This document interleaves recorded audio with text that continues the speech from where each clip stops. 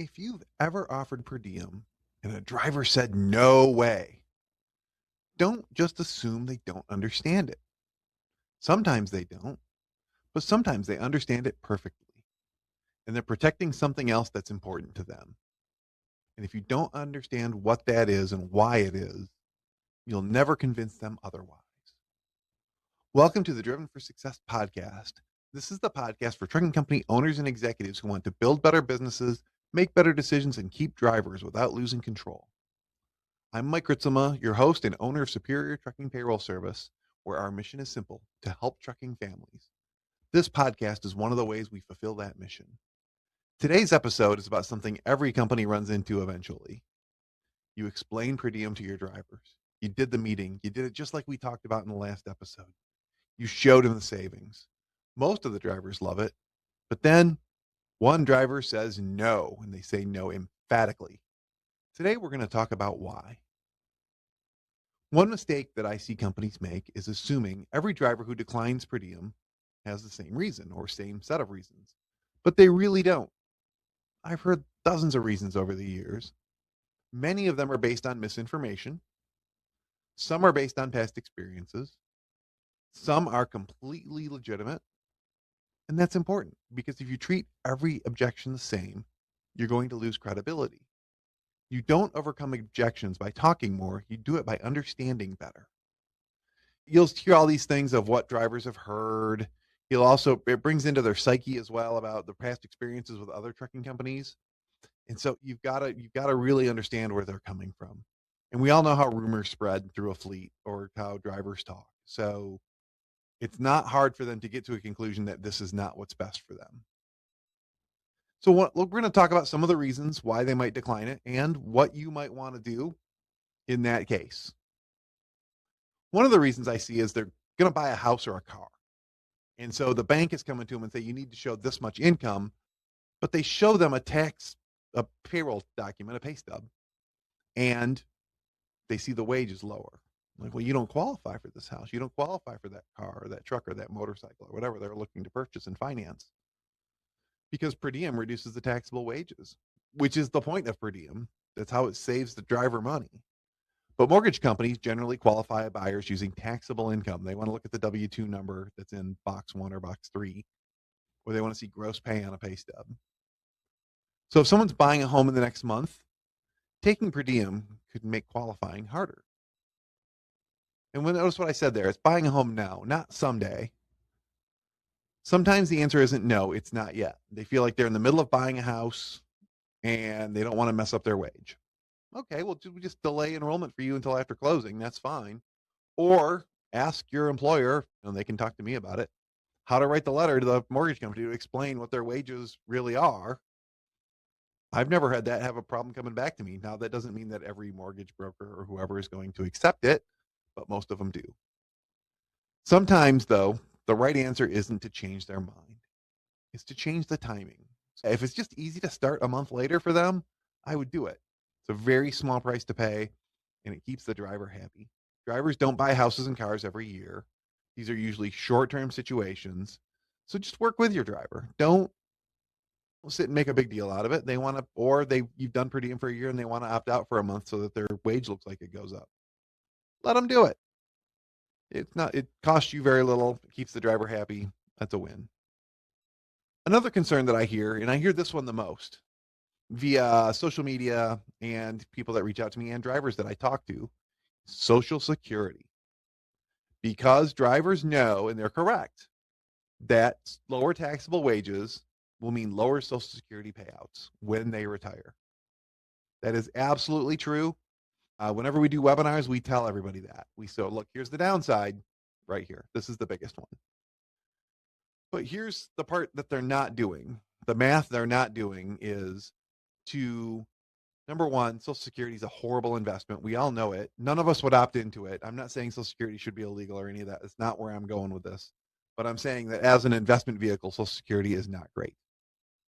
So if they took a quarter or a third of their savings from the per diem, their increased net pay, and put that in an IRA, and then just drew on that whenever they started drawing on Social Security, they'd come off way better. It would be so much better for them. But it's tricky to get the driver to believe that because, first of all, Social Security has a formula that they use, and you have to go through a bunch of steps to figure out exactly what they would get paid out, including the variableness of future earnings and when they're going to retire. So there's a lot of things going on there, and they don't want to mess with it. And they're probably really relying on Social Security. Historically, and I don't want to paint with a broad brush, but drivers are not always the best managers of money. And so probably due to lack of education about that topic, I don't think it's because they aren't intelligent enough to understand it. That's absolutely not true. I think they just, no one ever talks to them about it. So the Social Security they're going to collect is a big part of their retirement. And a lot of drivers retire before 65 or 67 or 70 because it's a hard job and it wears you out. So if changing your Social Security changes their retirement. See, what you should do with that driver is run the numbers with them and show them, hey, look, if you put this much away, let's do the same math on an IRA account or on a 401k or whatever you want to do. And you're going to be better off. You're still going to be better off. So that helps. But this shouldn't be emotional. This argument is all about math. And good decisions are made with numbers, not fear. Right now, those drivers have fear. And it's legitimate because Social Security is a huge part of their retirement, if not all of it. So they want to make sure they're not screwing around with that. And I think that's legitimate. I understand their intention. You need to understand their intention. And you need to tell them that you need to express to them and make them feel understood about this. And then show them the other way. Every driver's situation is a little different. There's so many variables. I will tell you that the older drivers will generally be more worried about this than the younger drivers. Many of the younger drivers don't believe Social Security will even exist when they retire. But even if a younger driver does, their concern is still every bit as valid. And so they can go on to ssa.gov and they can find out what their tentative retirement is going to be, or Social Security earnings, depending on when they retire. And then you can do the math of, okay, if this is a little bit lower and this is a little bit higher, and things like that, and you can get to a number and you can add the IRA in or the 401k or whatever you want them to do. Reason number 3 why drivers do not want per diem, and I think they dig in on this the most: bad information, bad intel. I hear drivers say, oh, my old company got audited and this happened, which wouldn't affect them. Or my accountant told me it's illegal. Was it really your accountant? My cousin lost money. My friend lost money. It's just a scam. I hear that a lot on social media. It's just a scam so that the company saves money. Yeah, as we talked about in the last episode, you got to tell the drivers, we're saving money on this too. We'd like you to think we're just being super cool to you guys, but it's helping us and it's helping you. So, it's really that they want to believe that bad information, even though none of the stories are true and they're missing incredibly important details. They still want to believe it. And so bad information among truck drivers spreads like weeds. It just keeps going and it never stops. And one bad story can outrun 100 good facts.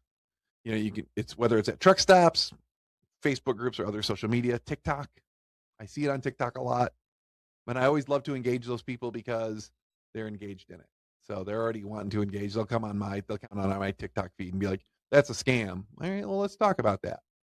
And I always do my best to make them feel heard because I want them to fully explain where they're coming from on it, which is what you should do. Don't just say that's a scam, because that just makes them feel like they don't know anything, or like you think they don't know anything. So if they say, my accountant told me it's illegal, say, tell me what they said was illegal. Give me some more background on that and find out what's going on. But that's how this non-truth gets spread.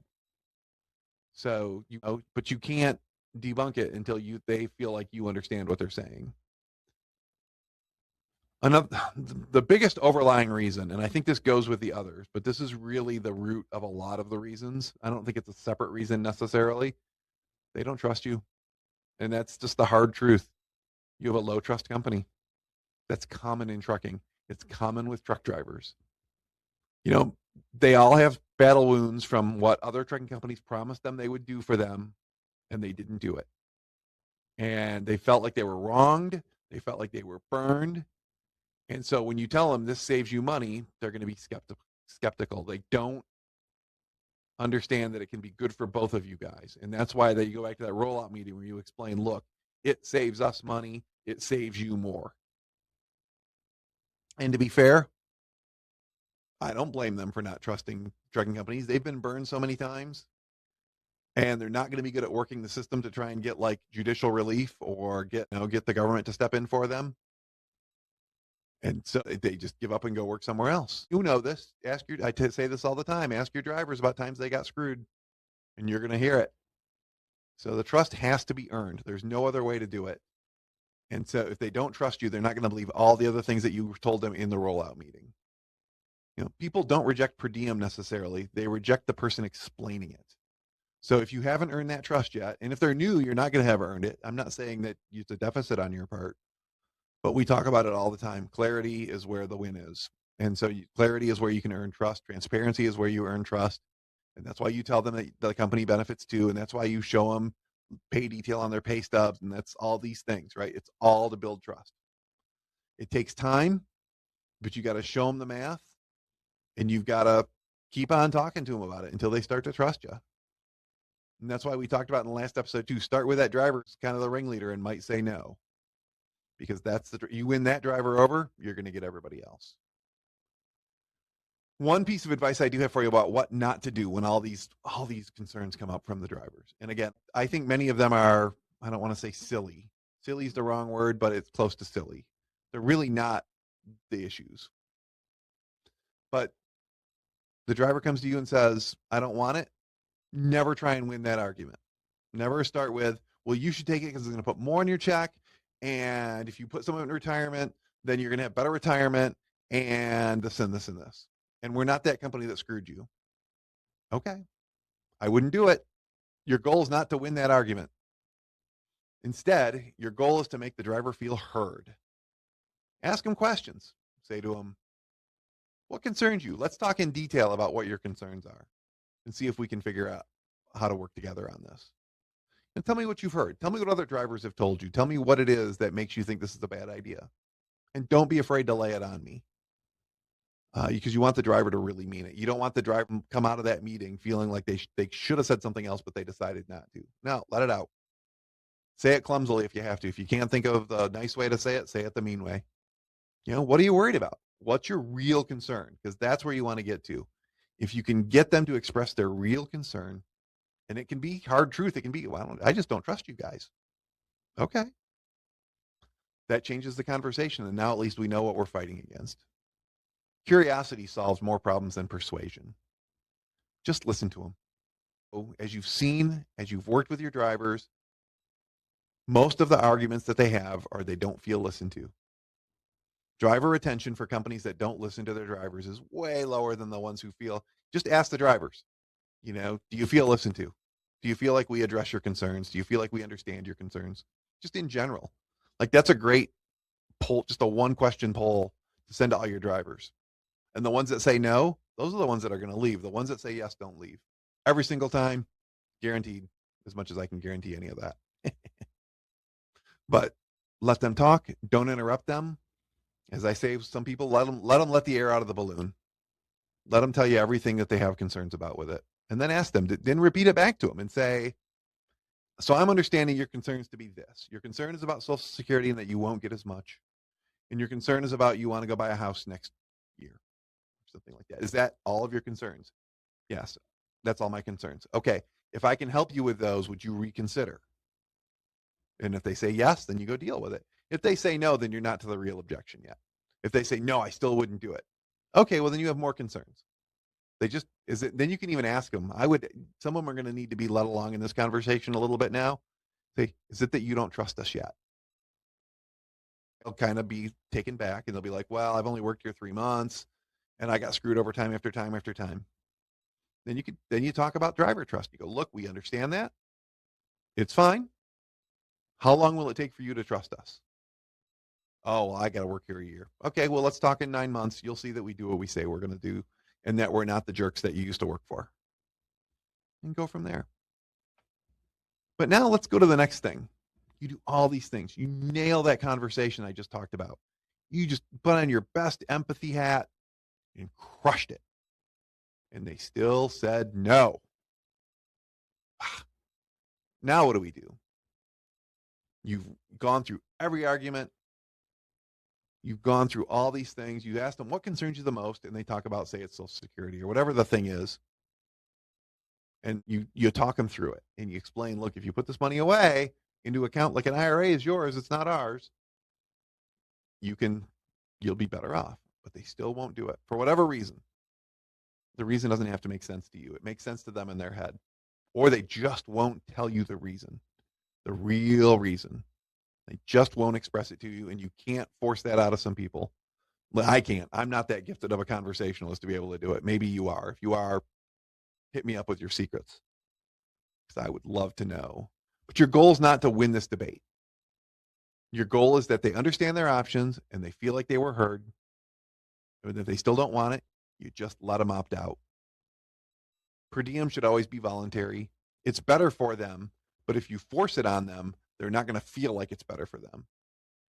Because the big picture really is keeping your drivers, right? And a good driver is worth far more to your company than forcing them into a pay program they don't want. You can always have the conversation in 6 months or a year.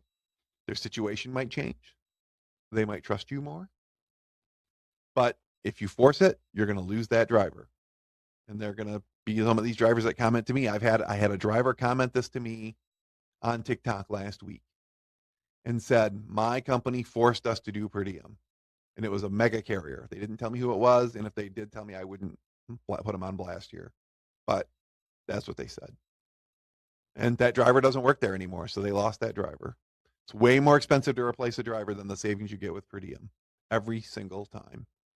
You need to respect that driver's decision, and you're going to show them that you trust them. That is, trust has to be shown sometimes. Well, most of the time. And this is one of the ways that you do it. And what's going to happen is your driver's going to remember that you let them opt out, and it's going to lower the temperature of the whole conversation in the room. And then over time, they're going to talk to other drivers that work for you, the drivers that take per diem, and get more in their check and be like, yeah, it's great. I filed my taxes, no problem. Well, my accountant said it was illegal. Well, talk to my accountant. Things like that. That'll all happen on its own, and they'll come around to trust you. They'll actually trust you more than they would have because you showed them, we're not going to force you into this. So the goal with this all is not 100% per diem participation. The goal is 100% of drivers are making an informed decision, even if that decision isn't the wisest one. So if your drivers understand what per diem is about, most of them will choose to opt in, but some won't. And that's okay. Your job isn't to pressure them. Your job is to provide them with education so they can make their own choice. Answer every question honestly all the time. That's just good advice in general. Explain the advantages, explain the disadvantages. Even in the rollout meeting, talk about Social Security. Get out in front of it. Let them decide what's best for their own situation. Even if it's not best for their situation, they say it is. Drivers appreciate being treated like adults, and they'll remember when the company respected their decision. And that's how you build trust. Not by winning arguments, but by helping people make informed decisions. When a driver says no to per diem, don't try to win the argument. Win their trust. Thanks for joining me on another episode of Driven for Success podcast. If this podcast was helpful, I would appreciate if you'd subscribe, leave a review, or share it with another trucking company owner. It helps us fulfill our mission. And if you have questions about setting up a compliant per diem program or payroll for your trucking company, we're always happy to help. We'll see you next time.